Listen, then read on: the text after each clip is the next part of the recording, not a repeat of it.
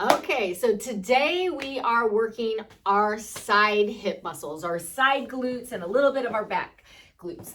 I got this exercise from my friend Marianne Ryan, PT. She's on Instagram, so check her out. Thank you so much for this idea. I love this exercise and I incorporate it into a lot of my routines. So basically, the bottom leg is, you can either have it all the way straight or slightly bent, whatever is most comfortable for you. I usually have mine slightly bent here. The top leg is rotating over in front. Your head is resting here. Taking that deep breath in, exhale, engage, activate, and you're kicking your leg up behind you without arching your back, okay? So that's why I have my hand here to kind of cue myself. So you're bringing it's forward, and then you're kicking it back without letting your back extend. So it's a challenge, and if it extends a little bit, it's not a big deal, unless you're having pain, okay? Because extension is a normal part of life, but it's not something that we want to focus on with this exercise, okay? So we're activating the pelvic brace with this. And so we take a deep breath in, we exhale, we activate, we're lifting the pelvic floor, we're pulling the deep abdominal muscles in, we're exhaling like we're blowing through a straw, and then we're adding in that activity. If you don't feel the pelvic floor muscles engaging with this, keep doing it. Keep in your mind sending the message to your muscles. Activate, squeeze the anus, squeeze the vagina, squeeze the urethra, squeeze and lift up. Whatever is your best cue for activating your pelvic floor, use that. And if you're having pain, then you may want to do less motion, less repetitions, more rest period, like doing every other exercise.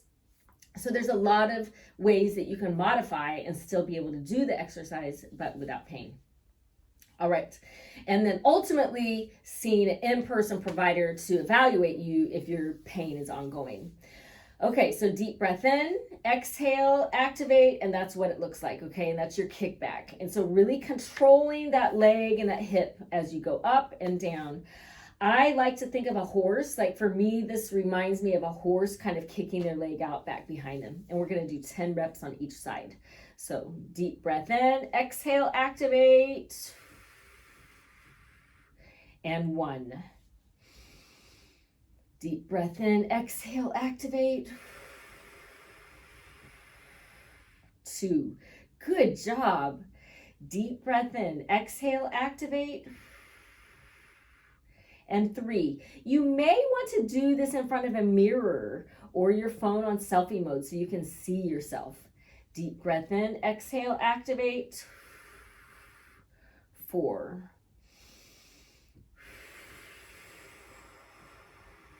5. Exhale, activate.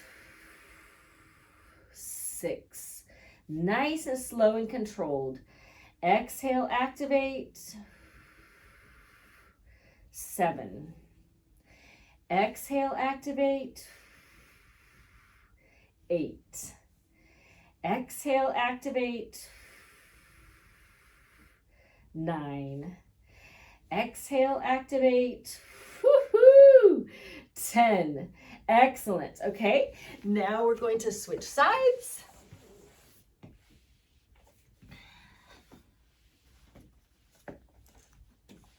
All right. So bring that top leg over. Get your body lined up. Deep breath in. Exhale, activate. 1. Deep breath in, exhale, activate. 2. You should feel it in your side and your back glutes.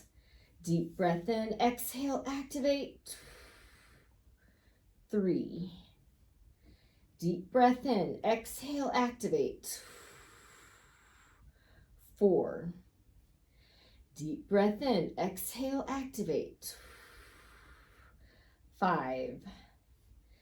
Deep breath in, exhale, activate. 6. Deep breath in, exhale, activate. 7. Deep breath in, exhale, activate. Woo! 8.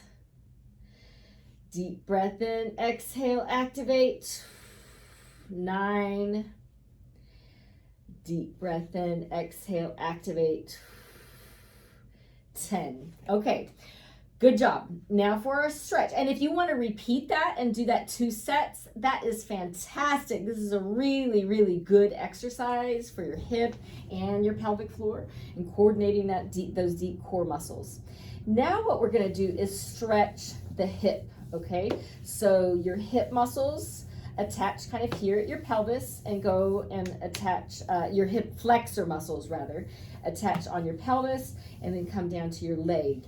And so to stretch those, it's a little bit tricky, but basically we're going to need to bend the knee and then you're bringing your leg back and kind of use your bottom leg there for balance.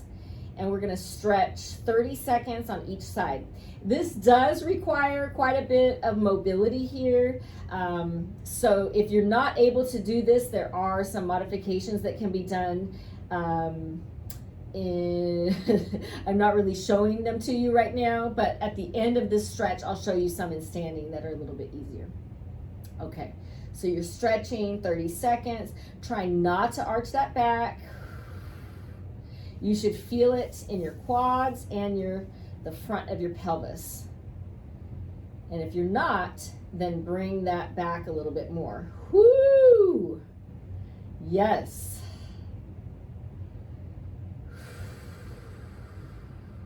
As with all of our stretches, we're breathing, we're relaxing. Our pelvic floor muscles are relaxed, just letting all that tension go. Okay, now let's flip sides and we'll repeat on your opposite leg. So bottom leg is for balance, top leg, we are bringing that knee into flexion and then bringing that hip back. Woo! I haven't done this stretch in a while and I am on fire in my left quads. Woo-wee! I hurt my meniscus this last summer, and so I've been battling that and also compensating some on my left leg because of that. So, woo!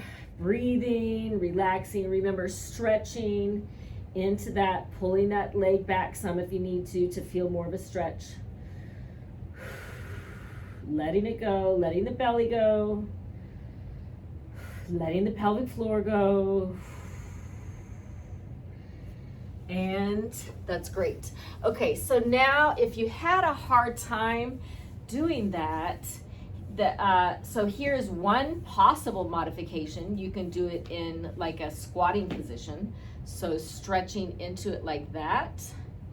If you have knee problems, depending on if you have a difficult time kneeling, but this is one possible modification. And then another modification would be, I'm going to stand up here over on the wall. So kind of balancing on the wall and kind of bringing it back like that. That's one other modification. And there's way more modifications. So I hope that those were helpful. And I will see you tomorrow. Thank you guys. Great job. Be sure to share and let me know who you're sharing it with. Take care. Bye-bye.